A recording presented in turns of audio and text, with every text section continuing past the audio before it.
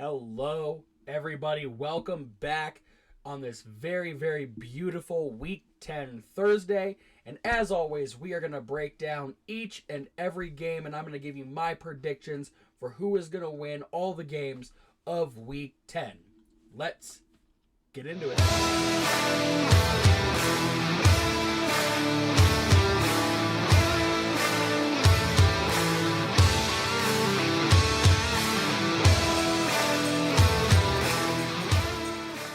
Welcome back in. Thank you guys so much for tuning in every week to see this schmo go ahead and give you his rough at times predictions for every week, every game. It's going to be a good one this week. This week has some weird ones that actually kind of tripped me up and made me have to use my noggin and think about what I actually think the outcome was going to be. It also has some that I feel are just weird, right? Just not going to be that good.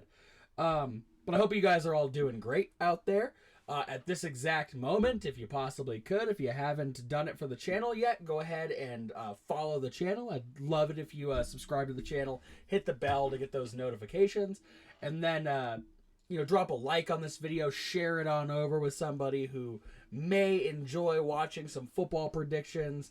Drop comments, all sorts of stuff, guys. Interact with the channel as much as you want or as much as you possibly can. And if you're looking for more and more of my stuff, the Introverse Uncharted stuff, obviously right here on YouTube at Introverse Uncharted is a really good place to do it. But TikTok at Introverse_Uncharted is where I am the majority of the rest of the time.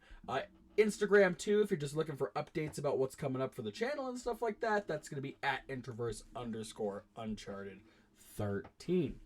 Thank you guys so much, as always, for tuning in, and let's start breaking down what I think these games are going to look like this week. Starting with tonight, the Thursday night countdown is on. But is it the countdown for the game, or is it the countdown to go to sleep? Because boy, oh boy, the NFL let us down with this one. Okay, I know that they're using AI and stuff to kind of make these schedules, but they should probably be able to flex games kind of in and out at will when teams are just doing bad. And tonight's game is a really good example of that. I will watch it, but it will be painful. It is Panthers at Bears. Just two god-awful teams are going to play each other tonight. Who knows? Maybe that makes it a shootout, right? When the two worst possible teams in the league have to square off in a primetime slot. The Bears are favored. I am going to agree with them, and against all of my Packers' will here, I'm going to take the Bears. I think the Bears are going to best the Panthers. It is going to be an absolute dumpster fire of a game, though. It is not going to be impressive. It's not going to be a good time. I think this game is going to be an absolute mess, and I can think of 4 other games that should have been flexed into this spot that probably deserve it more than than who's getting it. But give me those Bears over the Panthers to kick off Week 10. Into the Sunday slot, we'll start with the Germany game, which is Colts at Patriots. The Colts are favored, and I am again going to agree with that. I'm going to take Colts over Patriots, and I've heard obviously some weird rumors. If you watch McAfee, if you watch ESPN, all this stuff, that there's a possibility that if Belichick loses this weekend, that he could get fired and all sorts of stuff. So I think there's a lot of stuff looming kind of over the Patriots organization as they fly out to Germany to play this game. I personally don't think that they fire Belichick midseason. Excuse me. I think when you've done as much for an organization as Bill Belichick has, it's really tough to just get fired midseason. I think out of respect, even if he goes, 4-13 or whatever, I think he's still gonna finish out the year. And if they're really done with Bill in that era, the Belichick era is behind them, they'll part ways with him in the off season. But give me the Colts over the Patriots for this game. On to the regularly scheduled afternoon or the morning games. Let's see. We got Packers at Steelers. Give me the Pack, baby. I like some of the stuff that I saw last week. I still think that we're learning and we're developing, but I feel confident that we're gonna at least go out and put on a show. Both teams to me have been inconsistent.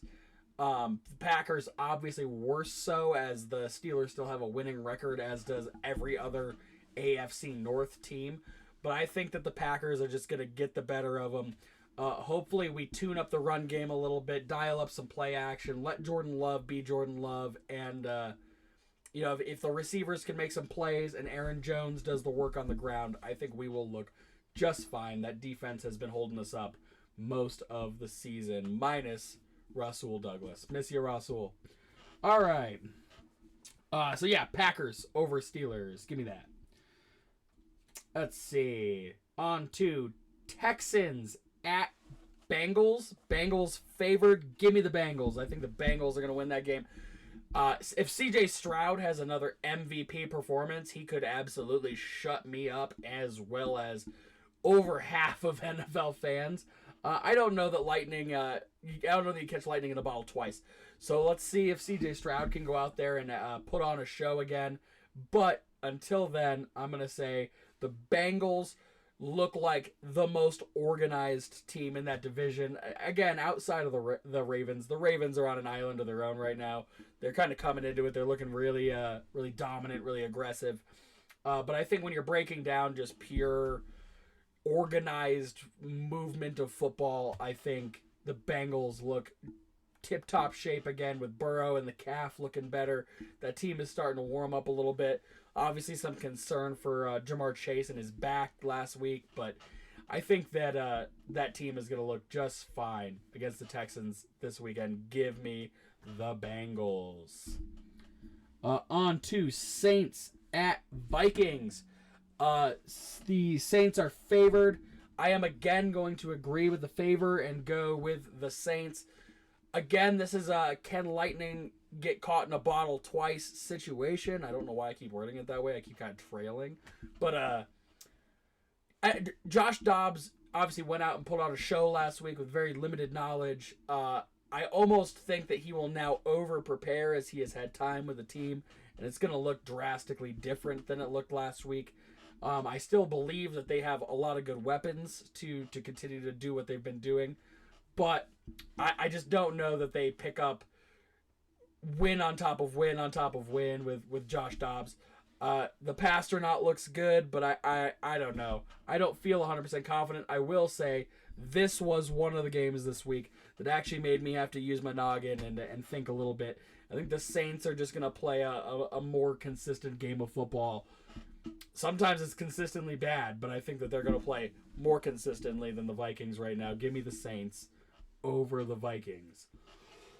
Excuse me. Sorry. All right. On to Titans at Buccaneers. The Bucs are favored. I'm going to go against the favor this time. Give me the Titans. Will Levis has been named their starting quarterback going forward. I still really like what I'm seeing out of Will Levis. He's very level-headed. His decision-making seems to always be there. He goes to the checkdowns. He's weighing out all of his options. He's not afraid to scramble if he has to. That arm looks a lot like Brett the Hitman Favre from back in the day. See what I did there? Yeah.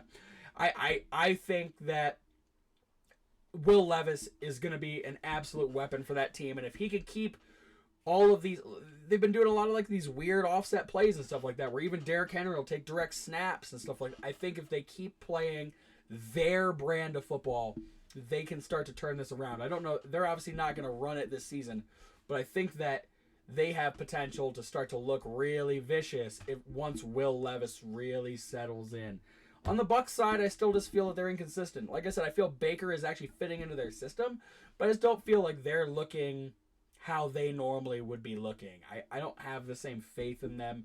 I don't have the same pop of excitement when I think about Buccaneers football right now, but Will Levis kind of keeps me on the edge of my seat because you just never know what the kid's going to do.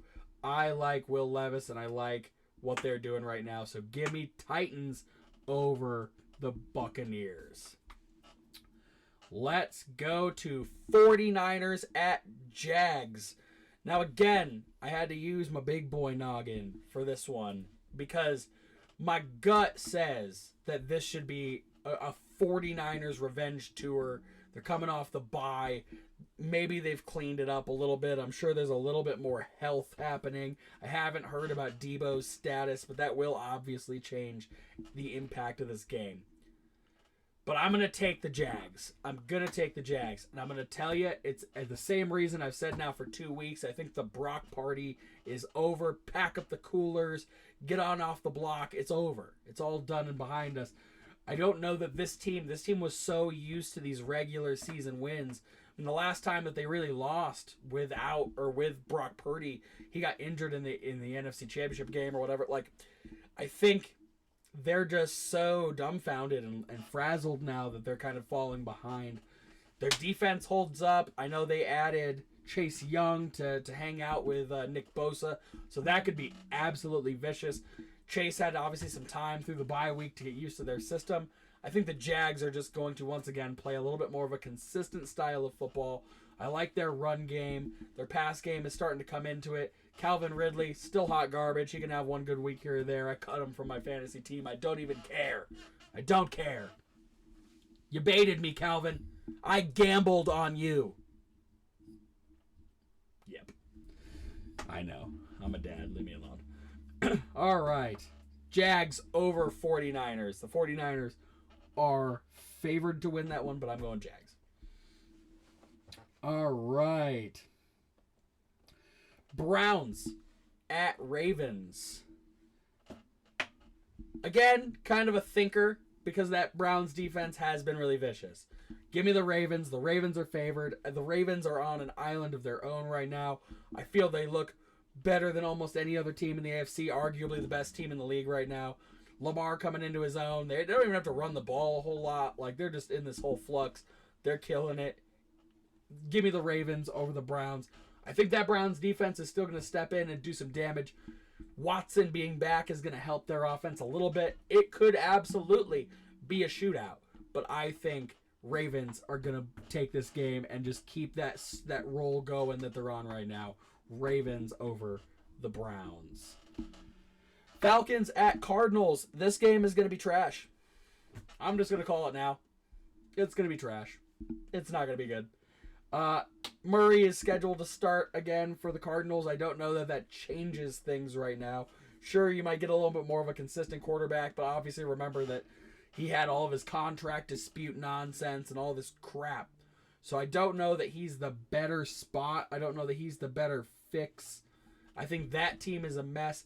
I think the Falcons are also an absolute hot mess right now.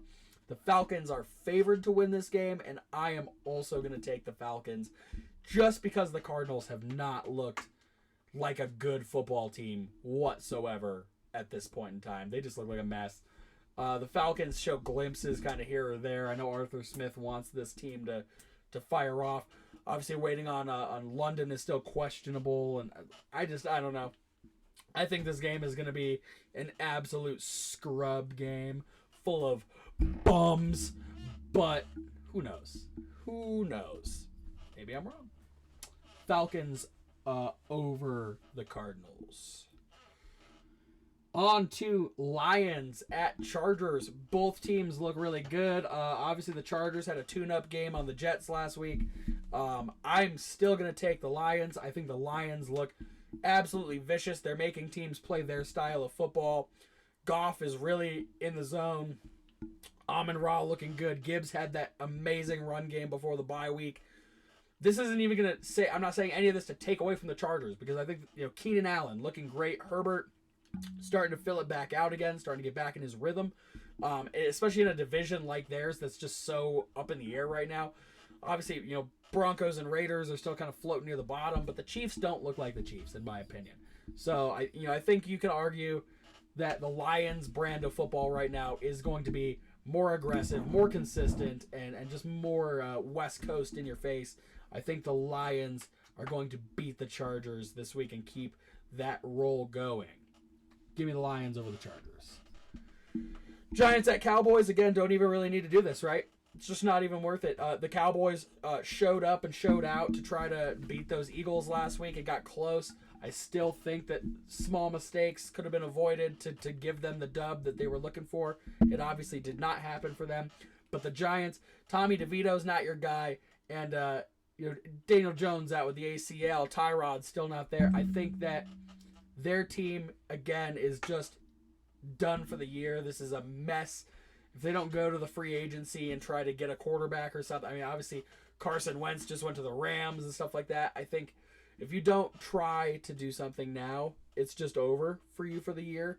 So I don't even think this is going to be a good game. I think they're going to get blown out. Cowboys are going to blow out the Giants. Give me the Cowboys over the Giants. Commanders at Seahawks. This one again was a tough one. I literally had to go to the stats list for both teams to try to figure out kind of how I feel about this. Because honestly, like, in my head, the Seahawks are still the better setup of a team. But I like what Howell's doing, too. It was tough, man. The Seahawks are favored, and I am going to take the Seahawks as well. It was so close, though. I almost could have flipped a coin. Because I think that both teams have a lot of, like, the Commanders have weird potential right now. I wouldn't normally lump them into that, but I like that Howell is going out there and just playing all out. Terry McLaurin, obviously, Scary Terry, looking vicious. If their run game can get going a little bit more aggressive, I think you can argue that they're going to have a good week. The Seahawks, right now, Walker is still questionable. Hard to argue against Lockett and Metcalf if they could both get going. Geno has been playing some inconsistent football lately, but I think altogether the Seahawks are still the better unit. The game last week with a dominant Ravens team does not show accurately what the Seahawks have in the tank. I don't think that they're dominant, but I do think that they're going to pick up the win this week. Give me Seahawks over Commanders.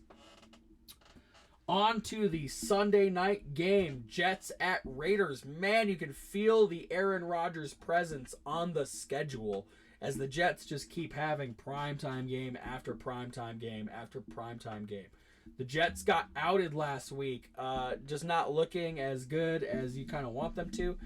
The Raiders, flash in the pan, lightning in a bottle. We can go to all this. I don't know that the new setup is going to change a whole lot, except for that they're having a little bit more fun with football. They beat a very wounded Giants team last week, and the Giants defense is also not that good.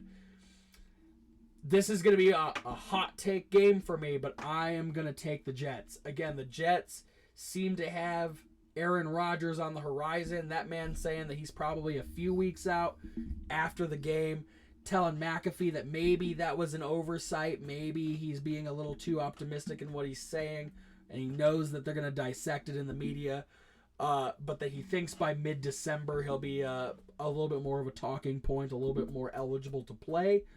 I think that with Aaron Rodgers on the horizon, you start to feel better about, again, it's just about getting wins. They don't have to be pretty. This game could be dog crap, and the Jets could win 3-0. It doesn't matter. Wins are wins. I think that they have the motivation to get those wins right now and try to stretch it along as far as possible to get their legendary quarterback back into the game.